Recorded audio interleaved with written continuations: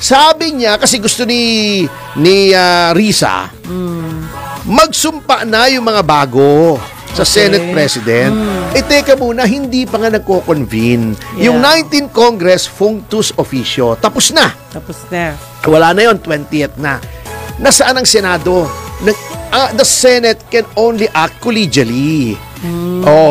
May Senate President ngayon, pero hindi pa nagko-convene. What is the first order of business pag nag-iba na ang Senado?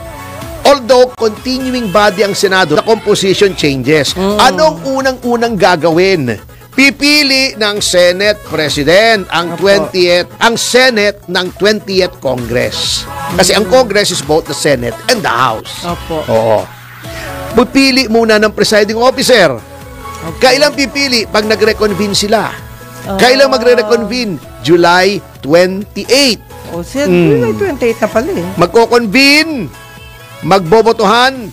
Will the present SP, Senate President, be retained or mapapalitan? Kasi gusto yata ni Tito Soto, di ba? Makuha yung dating trono. Dating trono niya? Bilang SP. Pag nakuha niya, okay. Pag hindi niya nakuha, may trono pa naman siya roon sa opisina niya. May CR doon eh.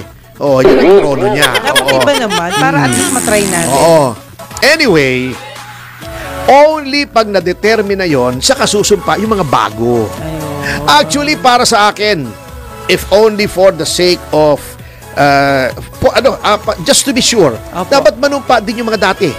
Para sabay-sabay na. Manumpa kayo kung kasi 28 Congress na to eh. Iba na to eh. Iba na to eh.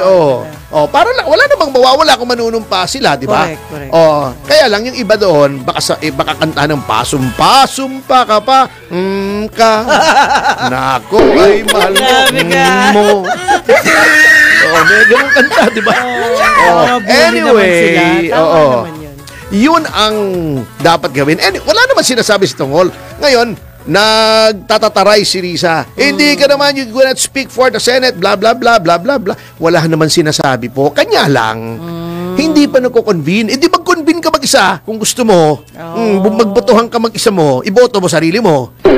Kenkoy, mag-isa ka nag-convene. Hintayin mo kasi collegial body kayo. Hindi pwedeng primadona, Risa. Hindi pwedeng kung anong gusto mo. Ngayon mag-umpisa. Paano yung mga kasama mo? Also, you do not speak for the Senate. Hindi ka rin pwedeng masunod kung anong gustong gawin ng Senado. Eto namang si De Lima, mapunta tayo kay De Lima. Yun nga sinasabi ko, hindi maintindihan eh. Sinasabi ni De Lima, ultra vires daw. Hindi daw, wala daw sa konstitusyon, labag daw sa konstitusyon yung pinagagawa ng Senado. Ganito kung talagang ikaw ay may prinsipyo kang tao ka. Di ba sinasabi mo, labag sa konstitusyon, pumunta kang Supreme Court. Di ba? Testingin mo yung iyang theory.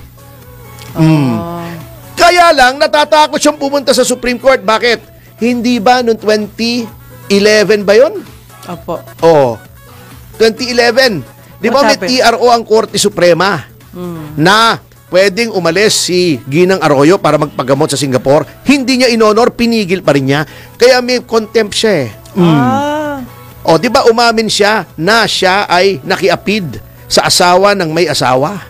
Na yan ay labag sa unang Korinto 6 ang talata ay 9. Anyway, labag din yan sa Code of Professional Responsibility. Umamin siya.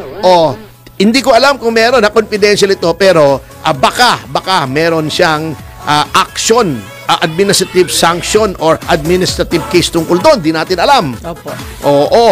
Kaya natatakot siyang humarap doon kasi matindi ang record niya sa pagdating sa pagsunod sa Korte Suprema. Di ba?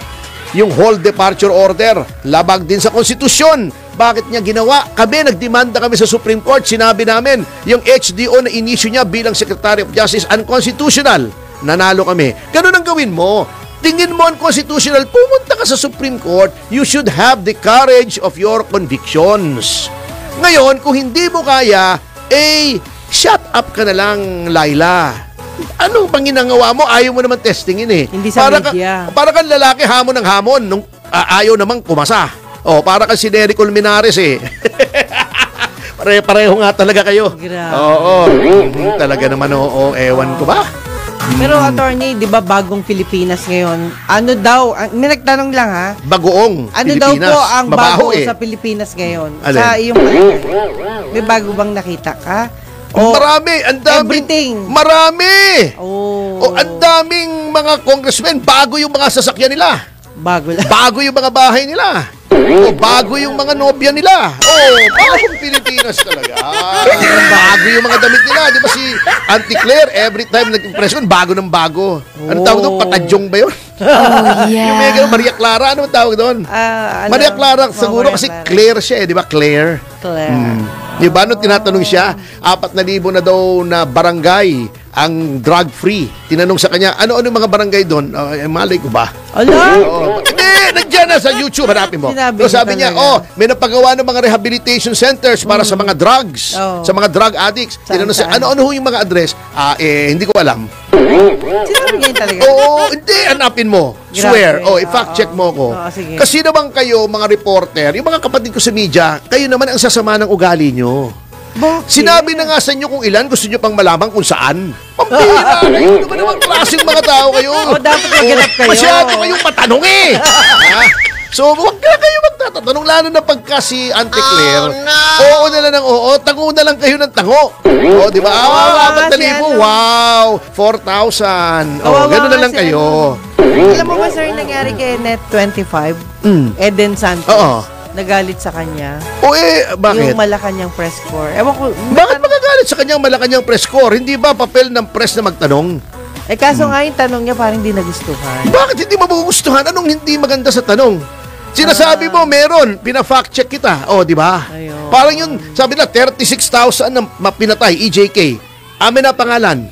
Ganon yun eh. Hindi pwedeng, basta nasabihin ko na lang, di ba? Sabihin ko, ako Mr. Sex Appeal ako. 4 na po ang naging girlfriend ko. Anong pangalan? Hindi pwede gano'n wala, hindi ko alam. Pwede ba yun? Pwede yun mga kasama. Pag ikaw ay nag-claim ng something, ikaw ay public official, binibigay mo sa press, be ready for questions. Hindi dapat magalit sa kanya.